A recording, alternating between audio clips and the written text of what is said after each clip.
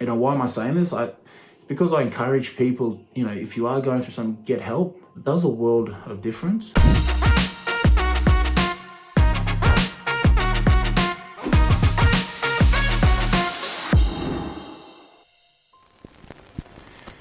Hey guys, welcome back to our channel. Hope you guys are doing well. Today I'm going to give you guys a bit of a recap of the last 4.5 months, what I've been up to. More so this video, I'll be talking more so about mental health side of things and the struggles that I faced as well. It's good to talk about these things, and it's good to voice our opinion when we're going through, tough times, because you don't know, there's a lot of people out there that be doing the same thing, and COVID not helping.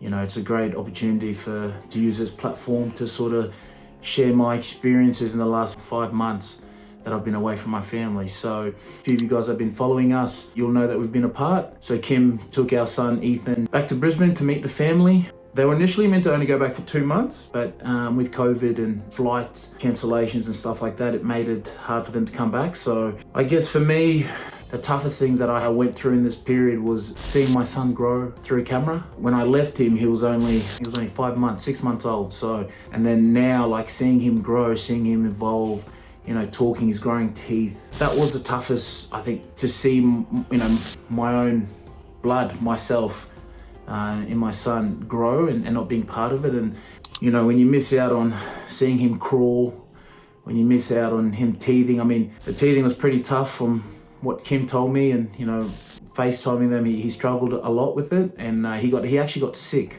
pretty bad. So he went to the hospital for a few days there, and that was pretty tough. That was, like I said, not being able to hold my son and watch him go through that. That was, probably the toughest period.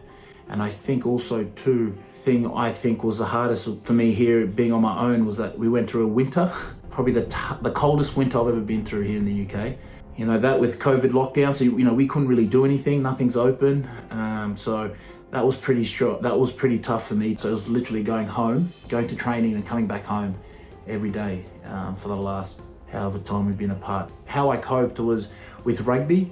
I found myself doing a lot more than what I should have. So I've got a watt bike. People don't know what it is. It's a stationary bike. I find myself just cycling for no reason. So, it's actually good as well as I'm doing extra exercise, but my body probably wasn't getting that much rest. And, but my biggest escape, I guess, was, doing extra training. Obviously rugby, is something that I always look forward to because it gave me stuff to do and to take my mind off things.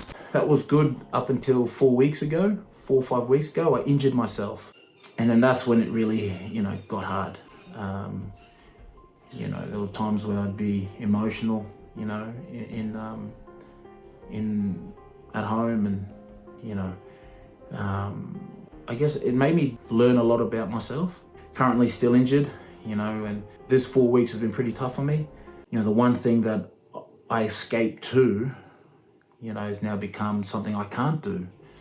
I guess some positive thing is family's coming in 2 days' time, so it gives me something to look forward to. But when I go back to talking about escape, I'll be the first to admit for the last 4 or 5 weeks, I hate saying this, but I've kind of hit the alcohol pretty hard. It's when I say hard, it's 1 day a week, but I'd always be something, I'd always look forward to that, and I woke up one morning and I was like, I gotta stop doing this, but the funny thing is when my family's around, it's different. So I guess it's when I'm on my own, I've noticed that, look, for me to tell you this is it's a big thing as well.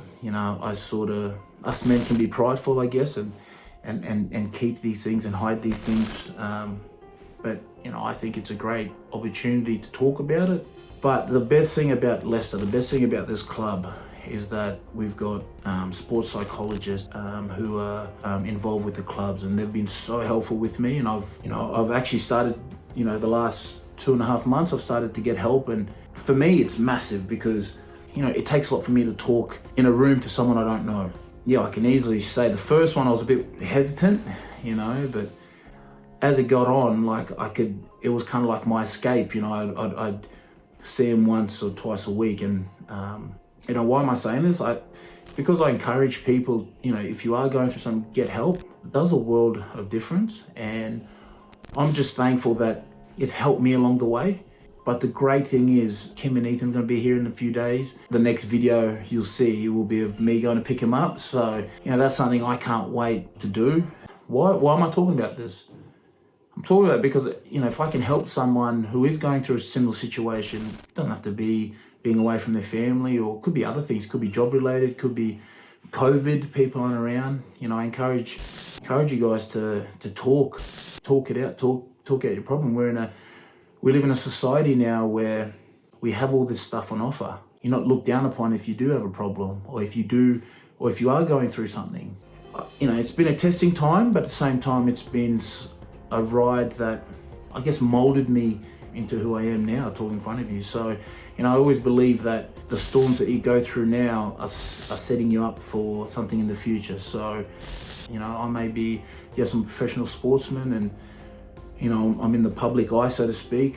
I'm only human at the end of the day, and I'm just like you, So, I'm no normal than the normal guy down at the pub. What I've taken out of this period of time in my life, being on my own, I can't wait to use it, obviously the positives, and bring it into, this time moving forward with my family, and also the negative things. If you never learn from it, then you're never going to grow. So, with rugby, obviously, it's a shame I'm injured at the moment, but I always say when the family's here, I've got a feeling that, I might come back a bit earlier. So, and yeah, some good news. I've just re-signed with Leicester. Again, something I definitely wasn't expecting. But, I really thank Steve Borthwick, who is our head coach, as he's shown faith in me to want to extend my career here. And I'm not going to lie to you, that was another area where Kim and I had, big talks about, maybe going home at the end of this season and kind of giving it up. I guess it's the first time I'm telling you guys, I was close to throwing in the towel and moving back home and starting a life there. But, I've always been the sort of person that I'd never want to live with regrets. So I didn't want to go back to Brisbane and then have to,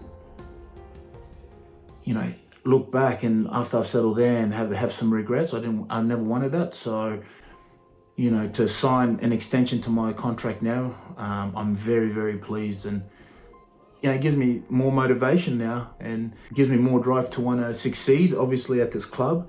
Where guys who are following my career and following the team that I play for know that, we're starting this journey, and Steve's a new coach, Steve Borthwick. We've got new trainers, Aled Walters.